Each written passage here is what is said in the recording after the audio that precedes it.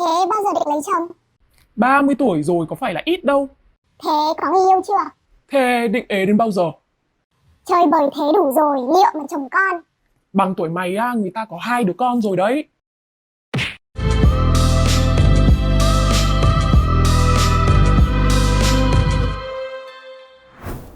Chào mừng các bạn đã quay trở lại với Bananoi. Cho những người không biết thì mình là Anya, Việt kiều Ba Lan, về Việt Nam được 2 năm nay. Và mình quyết định tạo một cái kênh YouTube để nói về các chủ đề xã hội ở Việt Nam. Nên là nếu bạn muốn thấy đất nước mình trở nên tốt đẹp hơn, đồng cảm hơn thì hãy subscribe channel của mình ngay bây giờ. Ok, chủ đề hôm nay sẽ là về tại sao phụ nữ cứ phải lấy chồng. Thay vì bị hỏi là tại sao chưa lấy chồng thì mình nên hỏi ngược lại người ta tại sao phụ nữ lại lấy chồng. Nếu như bạn kết hôn theo ý muốn của mình và vì bạn đã hoàn toàn sẵn sàng và cuộc hôn nhân của bạn hoàn toàn hạnh phúc, lành mạnh thì Congratulations! Congratulations! Congratulations! Congratulations! Nhưng thực tế là quá nhiều phụ nữ kết hôn theo truyền thống. Họ không nghĩ về điều đó thực sự có nghĩa là gì. Và quan trọng hơn là liệu họ đã thực sự sẵn sàng hay chưa.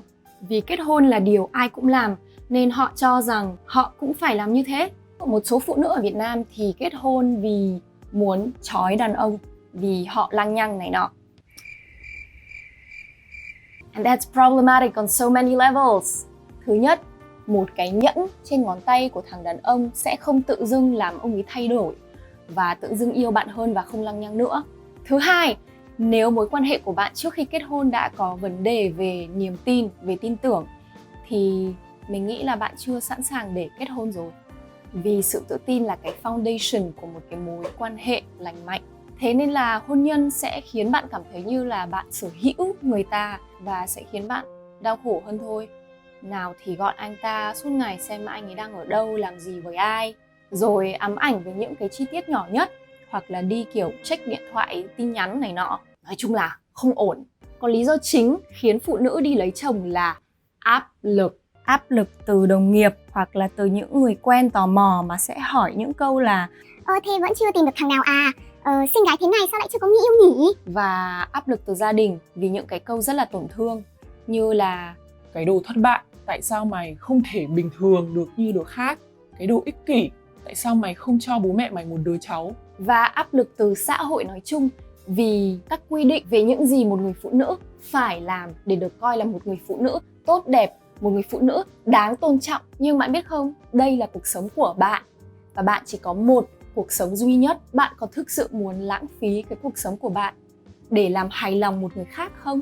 Những người bảo bạn kết hôn ý, họ sẽ không sống cái cuộc hôn nhân đấy với bạn đâu. Họ sẽ ăn mừng với bạn một hôm rồi biến mất.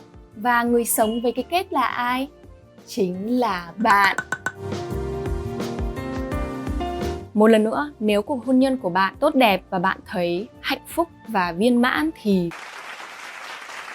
Nhưng đó không phải là trường hợp của rất nhiều phụ nữ ở Việt Nam. Chỉ cần lên group, biết thế đéo lấy chồng là sẽ thấy. Nói chung là rất nhiều người phụ nữ phải đối mặt với một thằng chồng lăng nhăng, bạo lực, lừa dối, hoặc là họ không nhận được cái sự hỗ trợ về mặt tinh thần của người chồng. Một điều rất là quan trọng trong một mối quan hệ. Nhiều phụ nữ đã kết hôn rồi thậm chí còn tự coi mình là mẹ đơn thân trong chính gia đình của họ vì họ cảm thấy cô đơn, vì không tâm sự được với ai.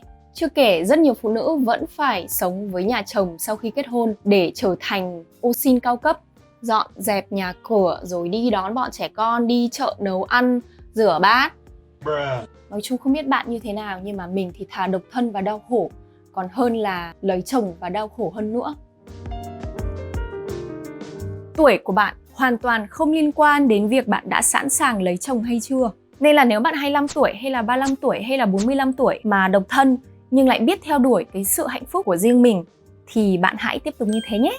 Vì chỉ có bạn mới biết giá trị thực sự của mình và bạn mới có cơ hội tìm được một người xứng đáng với mình thay vì vớ phải một cái thằng mà tạm chấp nhận được mà bạn cảm thấy buộc phải lấy vì đã đến tuổi phải ổn định. Và nếu bạn muốn có con mà lo lắng về tuổi tác không cho phép thì bạn hãy nhớ rằng bạn có thể có con ngay cả khi không có chồng. Bạn không nhất thiết phải kết thúc trong một cuộc hôn nhân khổ sở chỉ để sinh con. Cái kiểu suy nghĩ là mình cần phải đi lấy chồng hoặc là đẻ con để về sau lúc mình già đi thì sẽ có người chăm sóc mình là một cái idea mà mình thực sự chưa bao giờ hiểu. Mình đoán là chắc là do sự khác biệt về văn hóa. Kiểu nhiều người sẽ hy sinh cái cuộc sống của họ, tuổi trẻ của họ để đi lấy chồng, đẻ con, chăm sóc con để có được một cái sự an toàn cho tương lai vì biết là họ sẽ được chăm sóc khi về già. Trong khi thực ra có thể là họ sẽ không bao giờ đạt được cái độ tuổi đó hoặc là gia đình họ sẽ chết hết trước họ thì sao? Mình thì nghĩ là không nên trao cuộc sống cho một con người chỉ vì lý do để họ có thể mang ơn cho mình cả đời. Mình sẽ nói chuyện về việc có con một hôm khác. Nên là Stay tuned. và đó là lý do tại sao những cô gái độc thân phải làm mọi cách để có thể độc lập về tài chính và kiếm thật nhiều tiền để có thể tự lo cho bản thân khi về hưu. Kiếm số tiền đó khi bạn còn trẻ để khi về già bạn có thể đủ khả năng để vào một cái nursery home hoặc thậm chí thuê một anh y tá trẻ tuổi, đẹp dai để chăm sóc mình ở nhà. Sự tự do, bạn có thể đi đâu bạn muốn, yêu ai bạn muốn, làm bất cứ điều gì bạn muốn. Bạn không muốn nấu cơm và muốn gọi đồ ăn về để xem Netflix cả đêm.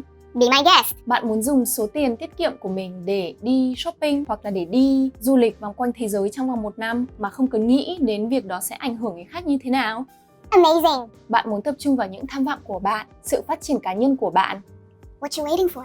Bạn muốn đi party với các bạn để về lúc 5 giờ sáng và ngủ đến 12 giờ trưa hôm sau mà không bị gọi là một cô vợ vô dụng. Fucking do it. Tip thứ nhất, thay vì tranh luận với mọi người và giải thích tại sao cái sự áp đặt của họ lên mình là một cái vấn đề ấy, thì mình nhận ra rằng họ quá cứng đầu để hiểu và mình quyết định ngừng lãng phí thời gian và năng lượng của mình vào việc tranh luận. Vì vậy khi mà mọi người kiểu bắt đầu hỏi mình là Thế bao giờ lấy chồng? Có người yêu chưa? thì mình sẽ trả lời một cách kiểu mỉa mai, nói với họ những gì họ muốn nghe. Ví dụ nếu như họ hỏi mình là thế bao giờ lấy chồng thì mình sẽ trả lời là Khi nào hết dịch thì cháu sẽ đi lấy chồng. xong họ sẽ kiểu Thế á? Thế định lấy ai? Dạ, đến một anh người Việt Nam có rất là nhiều tiền. yeah! Problem solved. Tip thứ hai là tập trung vào nghề nghiệp mà mình thực sự thích và kiếm thật là nhiều tiền để mình có thể độc lập về mặt tài chính. Vì chỉ khi đó bạn mới có thể có một cái voice và quyết định về cách sống của chính mình. Tip thứ ba là tránh xa những người toxic, độc hại dù là gia đình hay là bạn bè. Và hãy kiếm cho mình những người yêu thương mình và ủng hộ mình một cách vô điều kiện. Tip thứ tư là cố gắng chăm sóc sức khỏe và tinh thần của mình. Vì áp lực lấy chồng ở Việt Nam có thể ảnh hưởng tiêu cực đến bạn theo rất là nhiều cách. Nên là bạn có thể đi tập yoga này, đi tập nhảy này, đi thiền. Và tip cuối cùng là thay vì đợi người khác mang lại hạnh phúc cho mình thì hãy học cách tự mang lại hạnh phúc cho bản thân. Bạn không cần tình yêu lãng mạn để cảm thấy thỏa mãn vì cuộc sống rất là đẹp theo nhiều cách khác nhau. Từ việc yêu bạn bè, yêu nghề nghiệp, yêu nghệ thuật, yêu sự tự do và quan trọng nhất là yêu bản thân mình. Ở Việt Nam mình thấy là cuộc sống hôn nhân và gia đình ấy là một cái badge of honor cho một người phụ nữ. Nhưng sự tôn trọng hay cái hạnh phúc của một người phụ nữ không dựa trên một người đàn ông hay là số lượng con mà cô ấy có, mà trái lại phụ nữ nên cảm thấy tự hào vì họ là một người mạnh mẽ và sống cuộc sống của họ cho chính mình chứ không phải cho người khác. Nếu các bạn thích video này thì hãy like và subscribe, and for the love of God, hãy share cái video này để những người phụ nữ độc thân đang bị áp lực của xã hội có thể thấy là họ không hề đơn độc và họ cần phải mạnh mẽ lên. Và cũng để truyền bá cái video này cho những người truyền thống có cách suy nghĩ hẹp hòi để Việt Nam trở nên một nơi ít phán xét hơn và tôn trọng người khác hơn. Hẹn gặp lại ở video tiếp theo.